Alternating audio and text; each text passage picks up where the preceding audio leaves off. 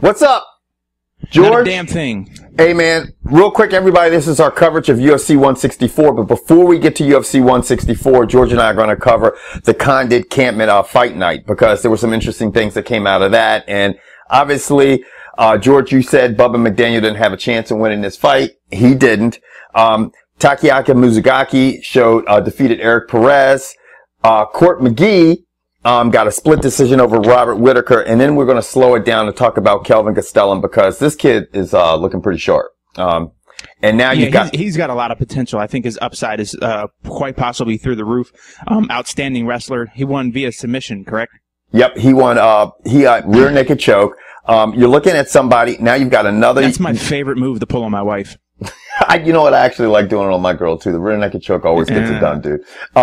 But you're looking at another upcoming force in the welterweight class. Now the welterweight class is starting to get very interesting because 3 years ago it was kind of weak. Yeah, finally it was weak, and now it's stacked. Moving on to the lightweights, Rafael dos Anjos defeated the Cowboy Donald Cerrone, and this was interesting. I don't know if a lot of people saw this coming. Maybe some people who are fans of dos Anjos saw that. Now you've got another interesting person in the lightweight, and we know all the shit that we'll be talking about soon that's going on in the lightweight class now. What do you think's next for the Cowboy? I don't know. He's got legal issues he has to worry about. I think he needs to get his shit together outside of the ring and get this boating incident together. Yep. And he says he likes to live a very outdoorsy, I wouldn't say extravagant, but I mean more like a redneck extravagant type lifestyle. Like he's buying ATVs and hunting where other people are buying like Ferraris and shit. So he lives his lifestyle a little different. If he wants to continue that lifestyle, then he needs to produce wins and put on exciting fights. And he knows that. So he does. And the thing is he can get lost in this lightweight class really quickly because hey George, your mic's on, right? Yes. I just said that because your mic was off last week when you were here. No, it was on. I think it was just muffled by my fucking neck. You're getting so thick from CrossFit. Anyway, okay, get out of the lightweights, go into the welterweights. Now you got Carlos Condit, who just destroyed Martin Kampmann and totally redeemed himself. I mean, and I think Condit gets off easy here, and what I mean by that is because Rory McDonald is squared up to fight Robbie Lawler, and if Robbie Lawler fucking earholes that kid and knocks him out, then Condit might get the leapfrog right past him. But it always comes back to, is fucking Rory Mack gonna fight GSP, which he's said no because they fight out of the same camp. Then why? I don't understand. Like, it's just frustrating. It's frustrating as a fan to see that because if the best two guys are out of the same camp, let them fight. Just like DC and Kane. If you're the best two, then just fight. If it's just business, I don't understand. Right. Well, you know what? At this point in time, George, I don't even give a fuck to see Roy McDonald. I don't think he's going to present a challenge for GSP. I mean, his last fight, he looked subpar. I mean, yeah. And you're looking at a class now that, okay, 2 years ago, Roy McDonald was talking to town. Now all of a sudden you've got all these welterweights upcoming. The lightweights in the welterweight class are just, it's filling up quick. So if you're not doing anything or if you're not showcasing your skills or getting wins, then you'll get lost in the fucking mix real quick. Yeah, son. Yeah. Now, 164. George and I, right off the bat, UFC 164, we thought, I don't know if I want to pay for this. We say it every time when we think that the card's going to be kind of shitty, it ends up being a fucking spectacular card. Dude, I'm going to tell you right now, one of my favorite fights was the ginger Asian dude that I got to watch after the main thing. That guy was fucking awesome. So now we have a ginger Mexican in Canelo. We got a ginger Asian. I'm calling him Asian because he could be Chinese, Japanese, or Korean. So you don't know what he is. I just love it. It's like the return of the gingers. It's fucking sweet. The gingers are fucking taking over, man. They're like the apocalypse, the zombie apocalypse. Now, starting out with the featherweight bout between Dustin Poirier and Erik Koch. I'm going to tell you what. Before we say anything, for all you people out there, because there's loads of people out there that says you guys don't know shit about MMA, I'm going to toot my own horn and say I was 5 for 5 on this card. Man, that shit's easy on a card like this. You still don't know shit about MMA. I went 12 for 12. You didn't call the fucking the backyard brawl fights. 5 for 5, all you cocksuckers that say I don't know shit. Not that I know any more shit than I did last week, but you know what? Hey, I got it right for once. Don't. But this fight was very interesting. Dustin started out strong, dominated the first 2 rounds, and then the second round, the third round. Whoa, buddy. Didn't Dustin almost get choked out in the first round? He did almost get choked out, but he still dominated. Yeah, I don't think you dominate a first round when you almost get put to sleep. Well, I'm going to tell you what, then he dominated the second round because 2 of the judges had him 29-27. And it went I get the score. I mean, and he destroyed. And I'm gonna tell you what. After that first round, he put it on him. So it was definitely an impressive performance by Poirier. Yeah, but I mean, whatever the case is, if the fight had gone 5 rounds, it could have ended up differently. I mean, but congratulations to Dustin. He gets the win as featherweights. He is definitely now moving up in that class, so he's definitely a top 10 guy. The next fight was a heavyweight fight, and that was between Ben Rothwell and Brandon Vera. And I'm going to tell you what, this shit was... When that big bandit did the truffle shuffle and then hit him with a 3-piece, I was like, oh, shit. That was to me, that was the highlight of the night. I just wish it would have come earlier in the fight. George, you know what I'm saying? See, everybody, that's what I fucking pay for. If I want to give up my money, I want to be entertained. And Ben Rothwell was like, you know what? I'm sick of you fucking running from me, Vera. I'm sick of you backing up. His whole corner was saying, just stay in the middle of the ring, Ben, and let him come to you. And he's like, fuck this. I'm doing the curly shuffle. I'm going to come at that motherfucker like a grizzly bear. And fucking Brandon Vera's face when he did all that crazy shit and caught him. And then, like you said, he 3-pieced him and then threw some knees up in his shit. I was like, holy fucking shit. I'm pretty sure when he threw his hands up and started shuffling his feet, he said, hey, you guys. He was definitely like the sloth from the Goonies, man. But he hit that motherfucker like Chunk hits a Snickers bar, dude. He was great. I mean, and for all you people who are too young to watch Goonies, go watch Goonies and you'll see what I'm talking about. He did the truffle shuffle and then wiped that dude out. Goonies is a classic fucking movie. But big props to Brandon Vera might want to try to find a new line of work. Yeah, man. I mean, I just think, you're not having any success, and I thought we thought that could be the case. I mean, going back up to heavies and, Ben Rothwell is obviously a good heavyweight, but he's not the best of the crop. Right. But and I love how Ben Rothwell wins the fight and he calls out Travis Brown. Which I'm going to tell you what, I would love to see that fight. Dude, what's better than 2 lumbering oxes in there throwing fucking just ready to kill each other. Now, moving on to the featherweight fight, we had Chad Mendes versus Clay Guida. And you know what? I fucking love this fight. And I'm going to tell you the reason I liked it, George, is because you know what? Someone finally fucking dropped Clay Guida. And I hate to say, I like Clay Guida, but I will say he approached this fight a lot different. He was more aggressive. He was coming forward. He wasn't doing that running shit. But I'm going to tell you what, Chad Mendes is fucking nasty as shit. He has one loss to Aldo, and the reason he lost to Aldo is because he got caught with a flying knee. He got caught with the first round. Yep. At the end. At the end. And I'm going to tell you what, man, I would love to see them fight again. I tell you what, I think it'd be very interesting. I'm going to tell you what, if you guys have DVR'd this fight like I did, I went back and watched this a couple times, you should watch. It's literally watching, it was like watching, I'm going to see if maybe this is a little extreme, but when Forrest was trying to hit Anderson Silva, right, and you could see Anderson was just like, really? Oh, yeah, okay, that's what, yep, I figured it. And you could see Anderson was just easily moving out of the way. Right. Chad Mendes was doing the same thing to Clay. It was No, it was almost like he knew every punch that was coming out, like a split second before he even fucking launched it. And you could see it on Chad. Like, at one point in the match, I swear to God, Chad Mendes was just smiling at him. Like, you can do all that head bobbing shit and try to throw a punch, but I know when you're going to throw, you're too old, you're too slow. And it looked like someone's, like, teacher who now the student has come up and now the student's getting ready to whip your ass. And Chad Mendes just looks so much faster. He's obviously stronger. And he beat Clay to the punch all night long. And you just saw how much, how Clay Guida, like, he took someone like Pettis down in the past to get the victory over Pettis, but he could not do that to Chad Mendes because Chad Mendes is such a fucking good wrestler. He stuffed the fuck out of his takedowns. I mean, it was like, there's not a chance. It was crazy.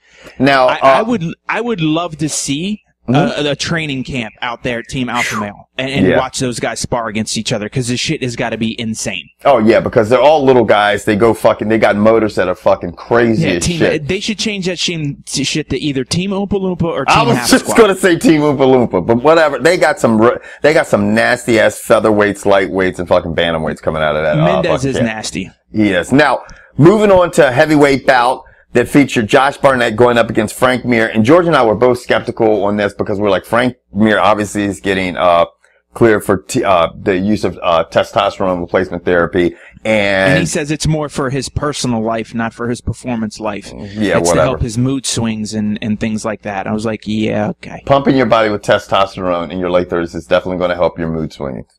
What the fuck is going on? Anyway, it didn't help him, okay? It didn't fucking help him. Because I tell you what, I was telling George before the cameras came on, I picked this fight because if you've really followed Josh Barnett, the babyface assassin, you could see how much skills he has, and he's a big, strong motherfucker. Did you see how he was handling Frank Mir? Like, yeah, that was scary. And you know, we've seen Frank Mir get handled like that before, but then kind of recover. Mm-hmm. And me personally, I know a lot of people were screaming early stoppage. No. Yeah. No. He hit that dude with a knee, and he was laying on the ground completely limp. And I'm gonna tell you what, I understand we're bloodthirsty Americans, but if that was my fighter, I'm glad the ref stopped it, because anything that would have happened there on the bottom, those punches that Barnett would have landed would have been devastating. And if there's anybody who will try to kill you in the ring, it's Josh Barnett. He does not give a fuck. And that's what he said. He says, I'm out there to kill you. I mean, he pretty much said that after the fight. Now, the thing's interesting. Josh Barnett, you know, obviously, I like Daniel Cormier. I'm a big fan of Daniel Cormier. But I will say, Josh Barnett broke his hand in that fight. And he put on, he still, you know, when they were both over in Strikeforce. Josh Barnett, if he can get, you know, and obviously, George and I talk about this all the time because it is a part of the sport now. If he can get a TRT exemption, a TUE, you know, and have a little bit of test in them, because some of these fighters are doing it, you know, in their 30s. If Josh Barnett can do that, let me tell you something. Everybody better watch out for him. And people will sit there and go, whatever, but he's so good at that dirty boxing and that fucking catch wrestling and shit, and it's fucking nasty. And you see how strong he is. Huh? Go ahead. I think he might have a problem with Kane, and the only reason I say that is because Kane's wrestling might be good enough, and he might. The only thing is if Barnett gets you up against the cage, you got to find a way to get out of there. Yeah. And that's the key. And I think Kane might be able to keep him away with his boxing and his hands. Mm-hmm. But if he gets up against, I think if he gets any of the heavyweights up against the cage, it's a problem. You know who I'd like to see him fight next? Overeem. It would be great to see him fight Overeem. You know what's funny? Overeem, it's funny because Overeem, to me, would be a bad matchup. I look at Josh Barnett against like some of these other guys because he's so smart. Because he's been in the sport for a long time, and he's still fairly young. He's not old, because he's one of these guys like Vondelay and these guys that have been fighting since they were young as shit. But I would love to see him fight like Dos Santos, Cain Velasquez, because I think those are good matchups for him. You know what I mean? I think he could beat JDS. I think he would have his hands full with Cain. I agree with you 100%. I think he'd have a problem with Alistair Overeem, and why I think that is because his problems he's had are with really good strikers. Like Koch beat his ass 3 times. Right now, Overeem, he might. If you can weather those 8 punches, it's good, because after that, baby ox is he's going to just gas and fall asleep. Anyway, that is all to be determined in the heavyweight. I'm interested to see who Dana White's going to have him fight next. Now, let's talk about the lightweight championship. You know. And the fight would be over. And the fight was over. And I'm pretty sure. I'm gonna see if any one of you catch this movie reference. I'm pretty sure Benson Henderson said Mate. Now, if y'all can tell me what movie that's from, then I'll find something to reward you with. You'll have to let me know. If you're a gamer, I'll get you a copy of your new favorite game. I don't really care. But if you can tell me what that line, that word is from, that movie, the first one to post it on the comments, I'll PM you and we'll work something out. There you go. There you go. Now, I mean, we did call it. I did not call it. I did not think it would happen the way it happened. I did not think it would happen as fast. And especially when Benson Henderson came out there, he looked like he had an attitude and his hair was pinned up for the first time ever. And I'm thinking, okay, he's serious. But I tell you what, the whole fight changed when Pettis landed those 4 fucking kicks. Yeah, thank you. When that motherfucker teed off on that dude's rib cage as if he was a kicker for the Jets, I was like, get your elbow down or move, dummy, and he did nothing. And Pettis says, well, when I did it to Cerrone, you saw it more in his face. I'm like, I saw it in Henderson's face. I don't know if any of you guys saw it in Henderson's face, but I'm like, why would you he kept letting him do it. He did it 4 fucking times, and I'm like, wow. And you could see it kicked the fucking life out of Benson Henderson. I'm like, what? He's hurt. Like, he's playing it off, but he's fucking hurt. And when he got on top of Pettis, but it was because of a mess up. Like, he stumbled and he got on top of him. He didn't take him down or anything like that. And he immediately, you could tell, he just was not as aggressive. He was hurt from those kicks, George. And I think I think Pettis got that arm bar in so deep. I think he was like, fuck this. I've lost this fight. You know, it is interesting. That guy has Henderson's number.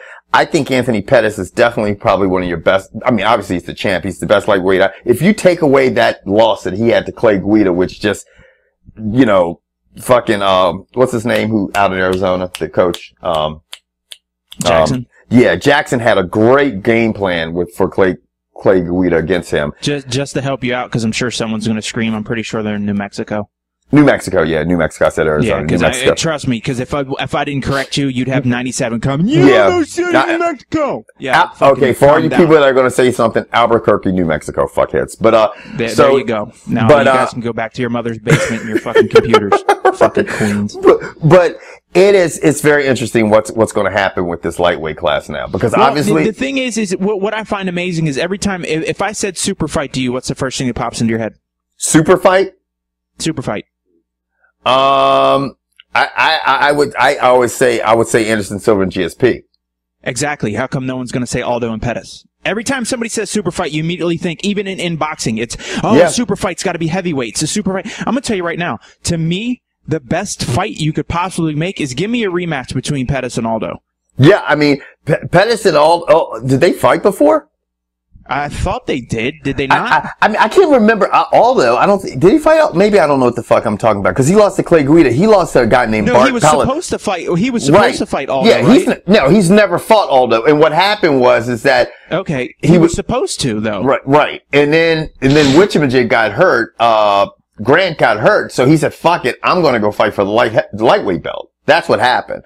But his other loss. My bad. So I misspoke. So in other words, you want to see a super fight? To me, it doesn't always have to be heavyweights. To me, the best fight going, I would love to see Pettis and Aldo go at it. Yeah, because... And it doesn't even have to... And I understand they're saying belt for belt. Make it a catch weight, since Aldo seems to have some issue with making weight as of late, or it's that weight they're saying it's tough for him and he wants to go up. Yeah. Then let it be a catch weight fight. I would love this. I want to see that more than I want to see John Jones versus Anderson. Yeah, I would love to see them fight at 150. It would be great. It'd be great, you know? I mean, let them fight at 150. You know, and no belts, have no belts, or fucking do it with the belts. Who knows? It would be awesome if he just came out with like a super fight card. Yeah. Where it wasn't for belts, it was just catch weight. Guys can come in and not weigh whatever they want, but come upon agreed upon weight. So Vitor could fight Chael at a catch weight between 185 and 205. Right. Or they could fight at 210. I mean, just let's make entertaining, fun fights. Right. They don't necessarily have to be for belts, because they're there. They're there to be made. And I think Pettis and Aldo could headline a pay-per-view. Oh, absolutely, dude. I mean, that's a fucking nasty ass fight. But you know, will it happen? Because now you're going to have to see the trilogy with Benson Henderson, which, you know, it's funny because he's beat him twice. There's no trilogy there. Pettis has beat him twice. So he doesn't have to prove shit. Right. But the problem is, George, he did not beat him in the UFC. And he was not, it doesn't matter, because Benson Henderson was the champ. So he gets a chance to get his belt back. That's what I mean by trilogy. So they're gonna, even Pettis said it. He goes, yeah, I expect to fight him a third time. They're gonna fight again. You can believe that shit. Unless somebody fucks up, jumps in real quick. My fucking side to the Bammy side, cause Wappa tied at Amadee, and that Bama ain't gonna win. All right. Anyway, everybody, let us know your thoughts on this shit. George and I are getting the fuck out of Dodge. We want to slap this shit up so you guys can see it. And that's it, right? How you holding it down? How are your Eagles looking? I ain't even gonna talk about it. We're out.